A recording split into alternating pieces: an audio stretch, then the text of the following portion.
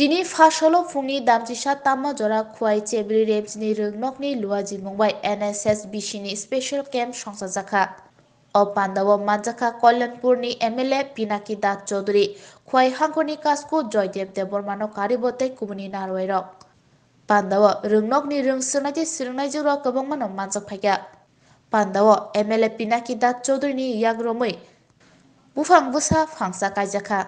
Aboni yaglo chebri rems ni rungnogo kutal building ti sajagi tongmano berai naikha MLA Pinaki Das Chaudhary এটা একমাত্র এই সরকার আমাদের রাজ্যের মুখ্যমন্ত্রী মানিক সাহাজি দেশের প্রধানমন্ত্রী নরেন্দ্র মোদীজির কারণে সেটা সম্ভব হয়েছে।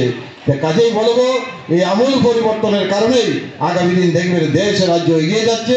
শুধু আমরা আমাদের কাজ সেখানটায় শিক্ষকদের কথা শোনা, সেখানটায় শিক্ষকদের সঙ্গে সহযোগিতা করা, গার্জেন শিক্ষক ছাত্র সেখানটায় একটা বন্ধুত্ব ভাবপূর্ণ সৃষ্টি করা, তাহলেই সেখানটায় সমস্ত জিনিস সঠিকভাবে চলবে। আমি বিশ্বাস করি এই বিদ্যালয়ে আগামী দিন আরো সুনাম অর্জন করবে এবং আমাদের সরকারের পক্ষ থেকে যা যা করার প্রয়োজন সেখানটায় আমরা উদ্যোগ নিয়েছি এবং করা শুরু হয়েছে।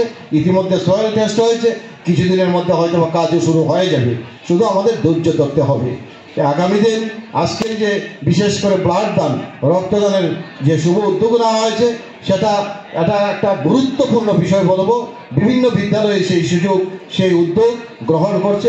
আগামী দিন এই যারা আজকে সেখানে দান করবেন সেই মহৎ দান রক্তদান তাদের মাধ্যমে আরেকটা প্রাণ বেঁচে যাবেন, কারণ এর থেকে বিকল্প মহৎ দান আর কিছু জগতে হতে পারে না।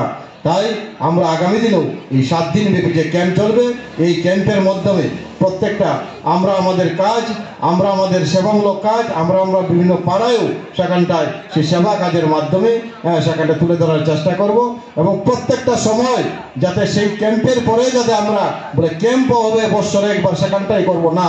আমি মনে করি সেটা ক্যাম্পের পরেও প্রতিনিয়ত যখন একটু সময় পাবো সেখানটায় দেখবেন কমলপুরের একটা ছেলে দেখবেন যুবক প্রতিদিন ঘুম থেকে উঠে তার কাজ সেরে সকাল 10টা-11টায় বেরিয়ে যায় একটা গাছের বৃক্ষ টপ নিয়ে কোনো না কোনো মানুষকে দান করে। তার উদ্দেশ্য একটাই, এভাবে প্রত্যেক দিন যদি সে দান করতে পারে তাহলে যে সমাজ ব্যবস্থা বন্য দস্যুরা যেখানে বন ধ্বংস করে নিচ্ছে সেখান থেকে সরকার তো নজর দিয়েছে, ব্যবস্থা নিচ্ছে, পাশাপাশি আমরা পাবলিক সেখানটা নজর দিতে হবে। একটা গাছ ধ্বংস হলে 3টা গাছ সেখানে লাগাতে হবে। ওই যুবকটা দেখবেন প্রতিনিয়ত সেই কাজগুলি করছে।